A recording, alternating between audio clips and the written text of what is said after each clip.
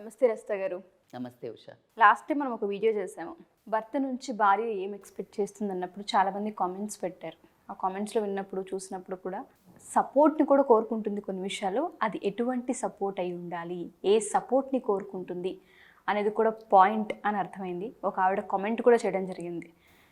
కొన్నిసార్లు మేము వాళ్ళ దగ్గర నుంచి కొన్ని సపోర్ట్స్ ఎమోషనల్కి సంబంధించి కోరుకుంటూ ఉంటాము. అవి కూడా మీరు అడగొచ్చు కదా, చేయొచ్చు కదా ఎపిసోడ్ అన్నారు. సో దానికి సంబంధించి ఏం చెప్పొచ్చు అంటాం? తాకట్టులో ఉన్న బంగారాన్ని విడిపించి ఆ రోజు ఆన్లైన్ రేటుకే మేము కొంటాం. Sharma gold company. యాక్చువల్గా కొంచెం కవర్ చేసాము, but they wanted a full nice clear explanation. నిజంగా ఇది చాలామంది ఫేస్ చేస్తాము.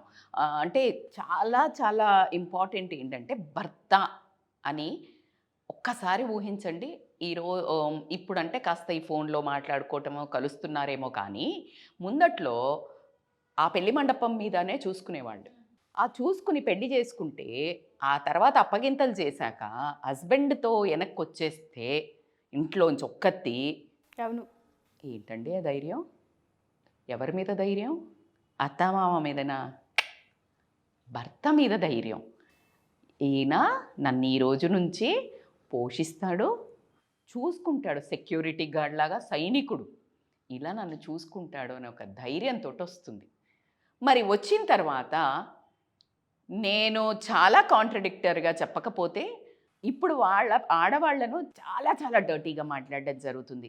బరి తెగించారనో, నోరు బయట పెట్టుకుంటున్నారనో, మాటకు మాట అంటున్నారనో, సరిసమానంగా మాట్లాడుతున్నారనో. అంటే ఆ ఫెమినిజం అనేదంటే ఫెమినిటీ అంటారు. అంటే ఒక ఆడతత్వము, ఒక స్త్రీ తత్వము.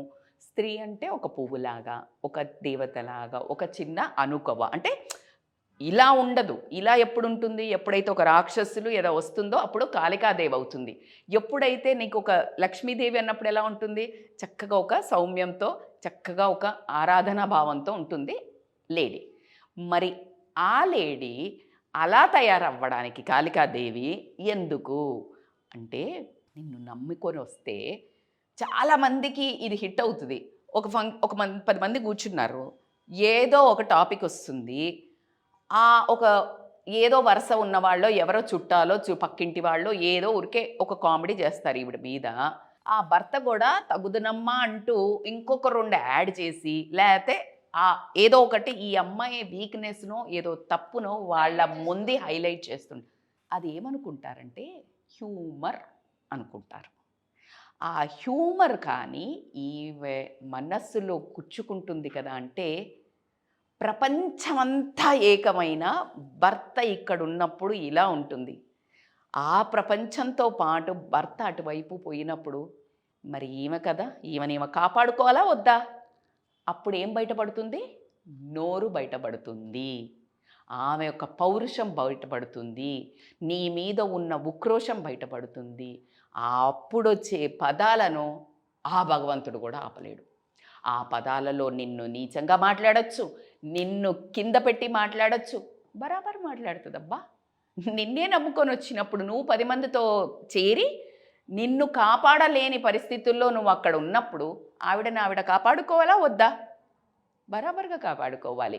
So most of the women has this complaint, నా భర్తే నన్ను గొడవైందబ్బా, అత్తగారింట్లో ఏదో గొడవైంది, నువ్వు అలా చేసుంటేనే మా అమ్మ వాళ్ళు ఇలా అన్నారు, మా అక్క ఇలా అంది, లేకపోతే మా బావ ఇట్లా అన్నాడు అని అన్నారనుకో, ఏం లాభం?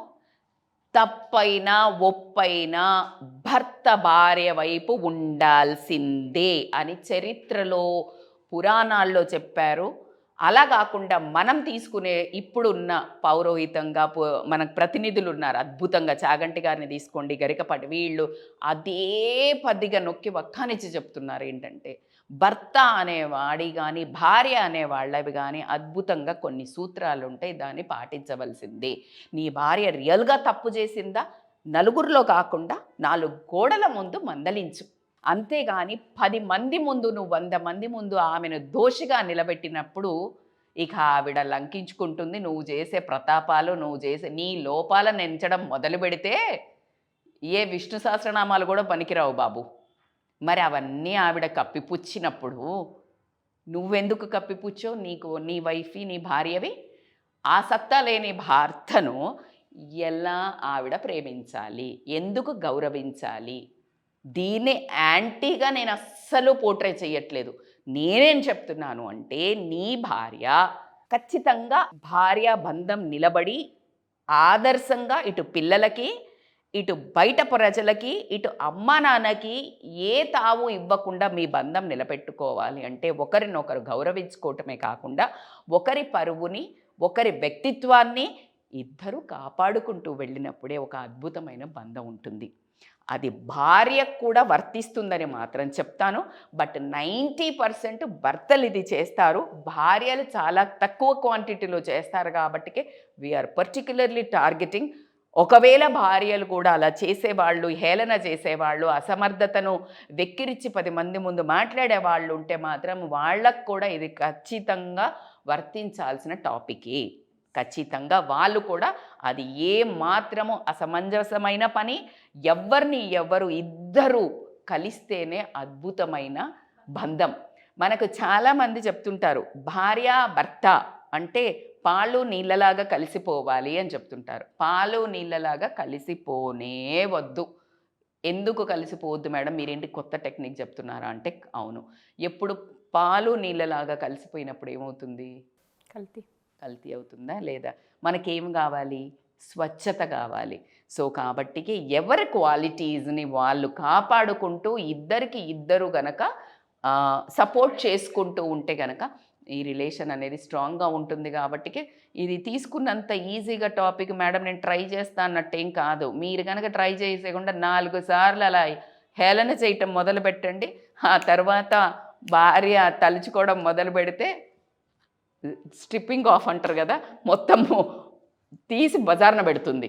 మరి నీ జీవితాన్ని, నీ బ్రతుకుని, నీ భార్య జీవితాన్ని ఎప్పుడైతే నువ్వు రోడ్డు మీద పెట్టదలుచుకున్నావో 10 మంది ముందు భార్య గురించి భర్త కానీ, భర్త గురించి భార్య కానీ ఒకరి సైడ్ ఒకరు తీసుకోండి అనేది మాత్రం గుర్తుపెట్టుకోవాల్సిన విషయం.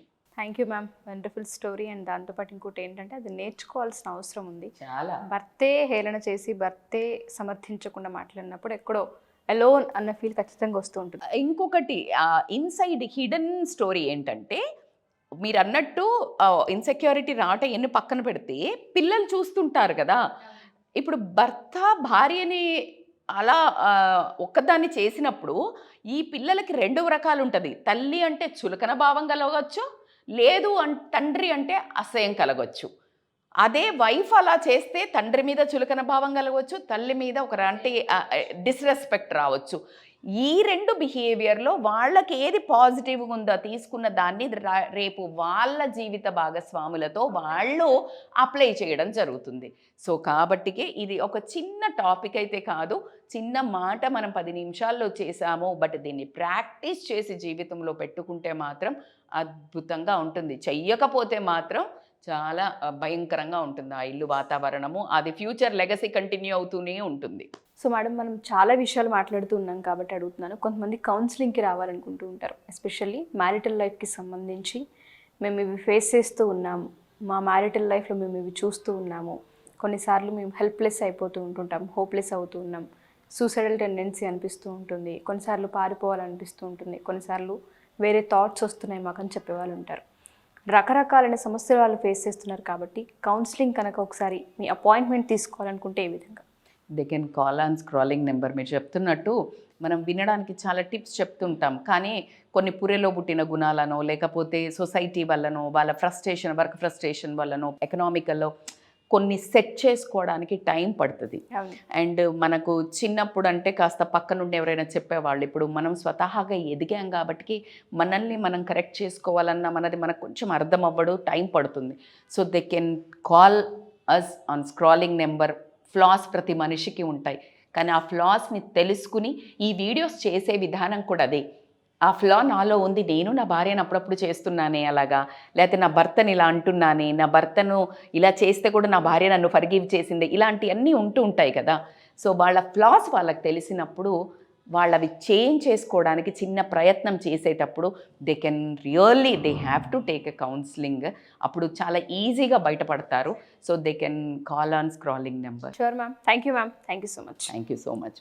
సో ఎవరైనా సరే మా ఈ ఎపిసోడ్ చూసిన తర్వాత మీరు కనుక కౌన్సిలింగ్ తీసుకోవాలి అనుకున్నా, లేదా కొన్ని ఎపిసోడ్స్ చాలామంది కౌన్సిలింగ్ తీసుకోలేని సిచ్యుయేషన్లో ఉంటారు, సమస్య మీరు కామెంట్ రూపంలో కామెంట్ చేసినా ఖచ్చితంగా ఎపిసోడ్ చేయడం జరుగుతూ ఉంటుంది. ఫర్దర్ డీటెయిల్స్ కోసం కింద స్క్రోల్ అవుతున్న కాంటాక్ట్ నెంబర్ని కాంటాక్ట్ చేస్తే రస్తా గారి మీకు పూర్తి వివరాలు అందిస్తారు.